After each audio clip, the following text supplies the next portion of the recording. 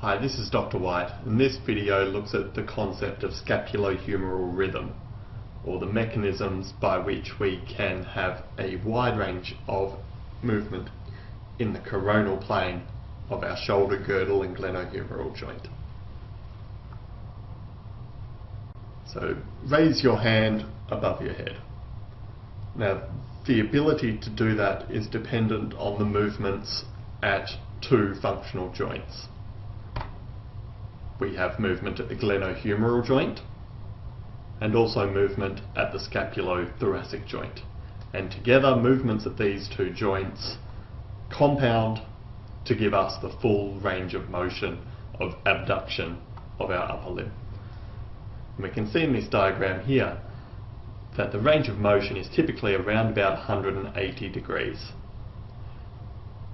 Of that, about 60 degrees is performed by the scapulothoracic joint, and about 120 degrees is performed at the glenohumeral joint. So there's a basic 2-to-1 ratio. The glenohumeral joint will move twice as far as the scapulothoracic joint. And we can actually break this entire movement down into 3 phases. The first phase is just that introductory phase, that first 30 degrees of movement. And those first 30 degrees of movement, we've actually got all of that movement occurring at the glenohumeral joint. The scapula is fixed. So far we've got 30 degrees of movement at the glenohumeral joint, no movement at the scapulothoracic joint. Now, because there's no movement at the scapulothoracic joint, there's no real movement at the sternoclavicular or acromioclavicular joints during phase 1 of scapulohumeral rhythm. Now, if we then move on to phase 2, things start to get a little bit more complicated. So phase 2 extends the movement from 30 degrees to 90 degrees, so having our arms straight out. And in this second phase, there's about an equal amount of movement between the glenohumeral joint and scapulothoracic joint. Both of those joints contribute about 30 degrees of motion.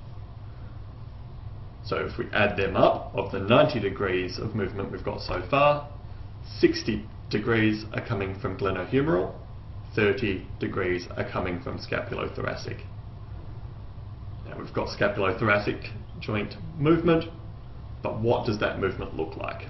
Well, there's elevation and there's upward rotation of the scapula.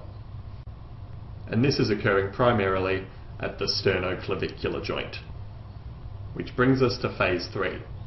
And this is the movement from 90 degrees to perpendicular to 180 degrees, where we have our hand held up above our head as though we're trying to ask a question.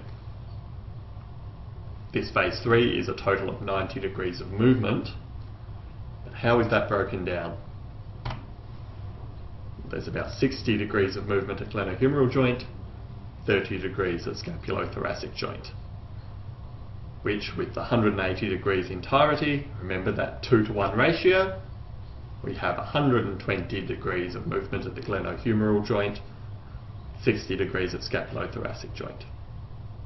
So you can see from that the glenohumeral joint is a very, very highly mobile, wide range of motion joint, and that's due to its nature as a ball and socket joint. Now, of course, the scapulothoracic joint is also moving during this, but what are those specific movements called?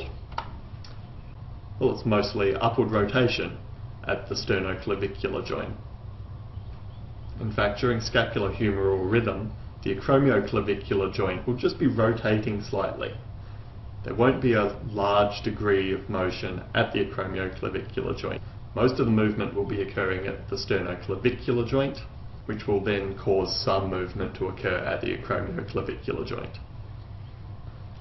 And this concept of scapulohumeral rhythm fits quite nicely into the principle that states that if combined movements occur in the same direction at 2 or more joints, a greater total range of motion will be achieved. In the case of scapulohumeral rhythm, 60 degrees of movement at the scapulothoracic joint and 120 degrees of movement at the glenohumeral joint. And the entire function of this is to increase the range of motion at the shoulder so that we can reach and grasp and climb and elevate objects. If, for instance, we didn't have movement at the scapulothoracic joint, we wouldn't be able to raise our hand above our head, because the glenohumeral joint would get to the limit of its congruence and not be able to move any further. Also, in performing the scapulohumeral rhythm, it allows the muscles to maintain their working length-tension relationship so they can still produce adequate force even though the range of motion can be quite large. So you can read more about scapulohumeral rhythm by consulting your prescribed textbook.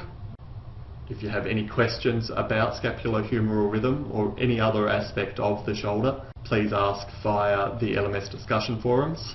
And if you see that there's already questions up there, please have a go at answering them, or at least filling in some detail that might have been missed. Thank you all very much. This is Dr. Lloyd White. For now, goodbye.